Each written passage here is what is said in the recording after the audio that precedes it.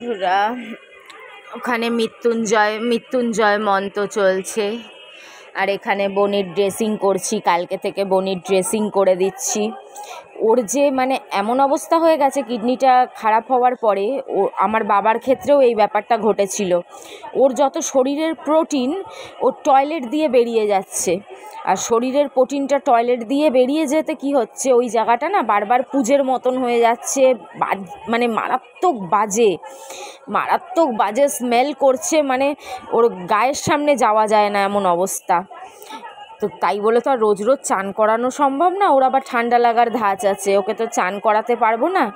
তাই দুবেলা করে ওর ওই জায়গা পরিষ্কার করে দিতে হচ্ছে, ওই মানে প্রাইভেট পার্ট পরিষ্কার করে দিতে হচ্ছে। তো বুনোর বাবা তো এইসব করে না, ওর সব কাজ আমিই করি। আমার ওর জন্য খাটতে কোনো কষ্ট হয় না, আমার খুব ভালো লাগে ওর জন্য খাটতে। আমি শুধু চাই যে ও আর কিছু মাসও যদি বেঁচে যায় ভগবানের দয়াতে, তাহলে আমার চেয়ে বেশি শান্তি আর আমার চেয়ে বেশি খুশি কেউ হবে না। শুধু শরীরে কটা হাড্ডি আছে জানো, মানে জায়গায় জায়গায় শুধু হাড্ডি আর কিচ্ছু, শুধু হাড্ডি। আহা গো, গায়ে খুব ব্যথা, মনে হয় গায়ে ব্যথা, কোথাও হাত দেওয়া যায় না, একটু ধরলাম কি ব্যথা। আচ্ছা বাবা, আচ্ছা।